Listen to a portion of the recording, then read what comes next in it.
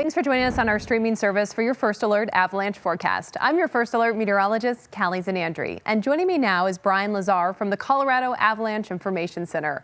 Brian, we finally got some snow this week, but the new snow is also driving up avalanche danger. Yeah, unfortunately, anytime we get these dry spells, we make weak layers in the snowpack. And as we've seen so far this winter, every time we load them, we get a big uptick in avalanche danger. And now is no different, except for a couple characteristics. So let me start by showing you kind of our homepage map. And what's unique about this storm is it's really widespread. And so we have avalanche warnings in all portions, in portions of the northern, central, and southern mountains. Some of our previous periods of high avalanche danger so far this winter have occurred in maybe a couple locations, but you can see just how much of the state is experiencing very dangerous avalanche conditions. And we're in warning conditions as we sit here on Thursday, which means we do not recommend travel and backcountry avalanche terrain during warning periods, which means we have high avalanche danger that's currently ongoing. Now, what does the avalanche warning mean for people if they are heading to the backcountry? Yeah, we use three different special products that we might attach to our avalanche forecast, as you can see here.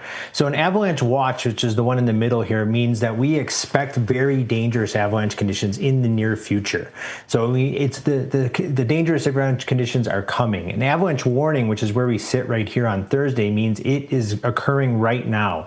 We have dangerous avalanche conditions at the moment. We have high avalanche danger at least 2 elevation bands. It's important to note that as we move towards the weekend, you might see some of these avalanche warning conditions expire. And as we move into the weekend, you might see special avalanche advisories, which means we expect really dangerous avalanche conditions with all the ingredients ripe for an avalanche accident. We'll just be coming out of a very serious loading event, moving into a weekend with a very powder-starved population because of our lean winter. And so you might see special avalanche advisories, which means we expect dangerous avalanche conditions and extra caution, even though we might not meet warning criteria.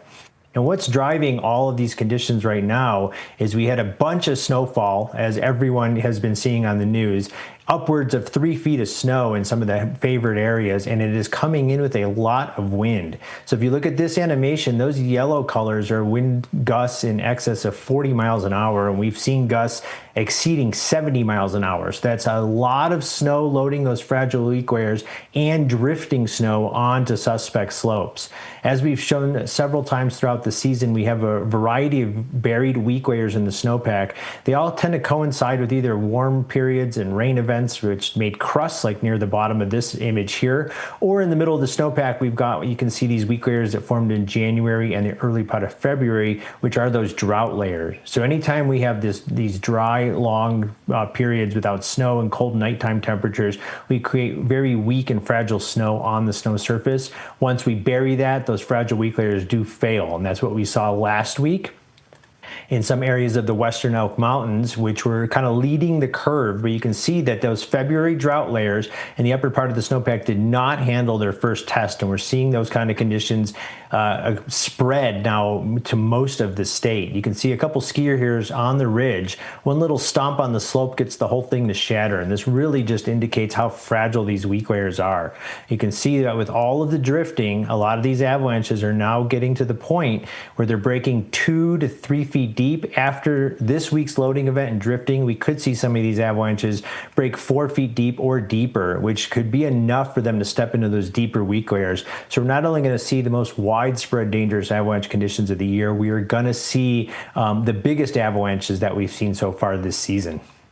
So heading into the weekend, what should people be on the lookout for?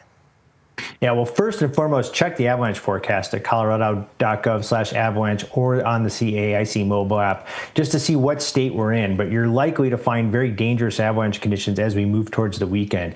The most dangerous slopes will continue to be those that face the north half of the compass, including east-facing slopes and wind-drifted terrain like what you can see here. So not only are we getting a lot of load, but we're getting a lot of wind.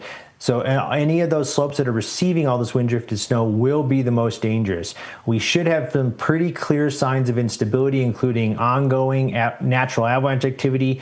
Many slopes will remain ripe for human-triggered avalanches, and you're likely to experience widespread audible collapsing, slopes shattering under these collapsing like this, and experiencing shooting cracks. These are all indications that you're in very unstable snow.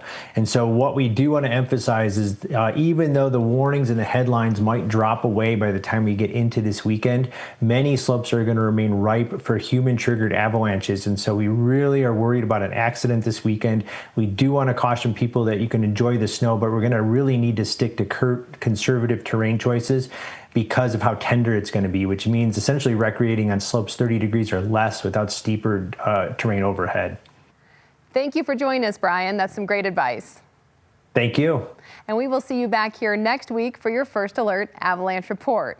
And make sure to join us on our streaming service for your First Alert weather forecast. Every 10 minutes, you can watch us anywhere through the CBS News app.